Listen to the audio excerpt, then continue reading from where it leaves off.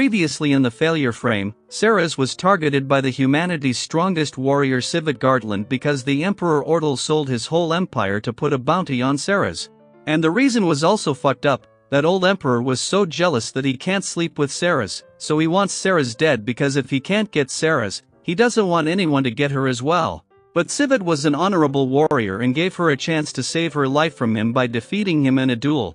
He's a fight-hungry person, so to save Ceres, Mimori revealed he's summoned from another world by goddess to get his attention, and in a flash, Mimori paralyzed him to kill the strongest in an instant, and after knowing the truth, Ceres makes up her mind to help Mimori in his revenge against the goddess, but that vicious goddess was waiting for the time to watch her beloved summoned heroes to fight against the demon army. At that time, Mimori continued his journey to meet the forbidden witch and bought a mask to hide his identity. As for Ceres, she was holding herself back from confessing her feelings to Mimori. And after the news of Civet's death became known, all the rulers held a meeting and asked the alien's side about it. Goddess confirmed Civet was chasing Ceres Ashrin when he died. But they also got heavy blood traits possibly of Ceres, so it's possible she could have died from blood loss, but they lost a main force like Civet to fight against the demon emperor. But Sigmas was suspicious if Ceres had enough power to kill Civet, but there he got the news that a group is claiming that they killed Black Dragon Knights and they are in Urza region. Then the scene shifts to Ceres and Mimori. They arrived in Urza city where the main attraction here is the Blood Arena, a place where slaves fights to death, but it wasn't their target. So Mimori found an inn, but Ceres insisted to book a single room to save their money. She was fine with it, so Mimori goes along with it. Then they went to eat something and heard rumors are circulating that Ceres killed 5 dragon knights and she herself died. But others believed that Ashintu was the one who killed Dragon Knight, not Ceres, a group of mages claiming about this. There the group in talk arrived to eat themselves, and the ones who were talking about it named the Dragon Killer, Leopardkin Blood Fighter, or the Dark Elf, which are also the ones who could kill dragon warriors, so Mimori gets to them to know more about Witch and Leopardkin. He got the info that Leopardkin, who fights in Blood Coliseum, knows who the witch is, and Mimori was in luck today because the Leopardkin Eve who knew this came in as well. So Mimori tried to get information from Eve about the witch, but she said she doesn't know anything about the witch. But Ceres could pick up if someone lies, and she knew that Eve actually lied to Mimori and she's hiding the truth for some reason. Eve takes care of a dark elf kid who's also a slave and works at a tavern. She promised that she'll free her from here, and at an inn, Ceres was doing some warm-up exercise with her sword dance. So Mimori thought it would be beneficial to learn a thing or two from her, so Ceres started to teach the guy of self-defense, and after a while Ceres was outside sniffing Mimori's clothes. She took it away to wash it, but her feelings started kicking in, and luckily Mimori didn't see her sniffing his clothes.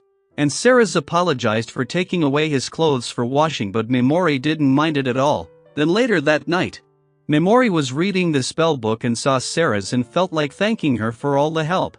But she woke up and saw Mimori was reading the book, so she took out a few herb water that could make him sleep better. There were 3 bottles and 3 were opposite to one another. So to drink that, Mimori prepared some tea for them and Ceres adds the sleeping medicine to it, but she used the wrong bottle. Instead of sleeping herb she used energetic herb.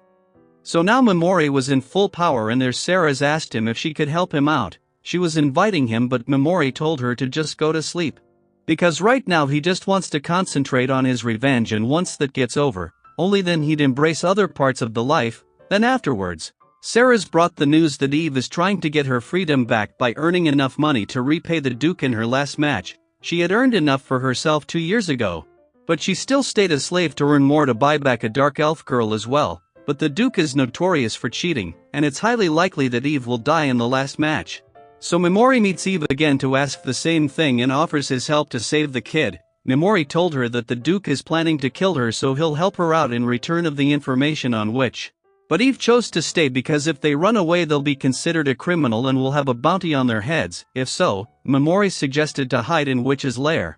But that place is full of danger, so Mimori assured her he's strong and he even defeated the Black Dragon Knights. Eve didn't believe, so Mimori paralyzed her to show her his powers. But to make her believe completely, Ceres showed her she's the elf Civet was after. That made her believe in them somewhat. But still Eve was bent on earning her freedom and thought Duke won't pull something on her. Well, there was no convincing her yet. Mimori told her to meet him at town's gate before dawn if she changes her mind and pulls back. then Sarah's apologized for revealing herself without Mimori's permission.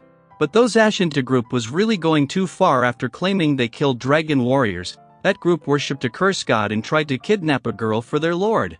So Mimori cursed them and saved the girl. As for Eve, she was still puzzled by Mimori's words and thought to eavesdrop on Duke. There she heard Duke was planning to use a numbing poison on Eve before the fight so that she could die, so the assistant asked Duke about the dark elf kid Eve is taking care of. And Duke revealed that he's planning on raising the girl because the dark elf grows up to be beautiful, so he wants to sleep with her when the time comes, and when he'll get tired, he'll sell her to a brothel. This much was enough for Eve to make up her mind and meets Mimori at the town gate. It's just as he told about Duke Swan and Mimori plan to kidnap the dark elf kid named Liz. The place she works is run by an old hag and customer there even tries to molest the kid and the hag abuses her heartlessly. She was holding up just because of Eve and there Eve came in and seeing her, the hag started to beg for her life and showed her melodrama. So Eve told her to spread the word that Eve took Liz and disappeared, but Mimori was standing right there and told Eve and Liz to wait outside, because he knew hag was just acting.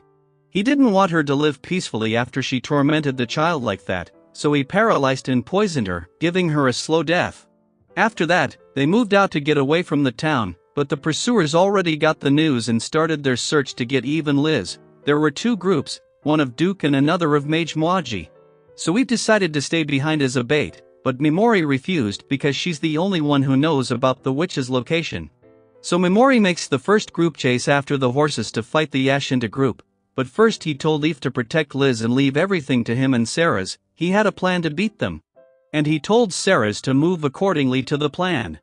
But right there are 2 episodes of Failure Frame Ends, but stay tuned to watch its next episode on my channel. Until then, subscribe the channel to never miss out on any of the updates. Until then.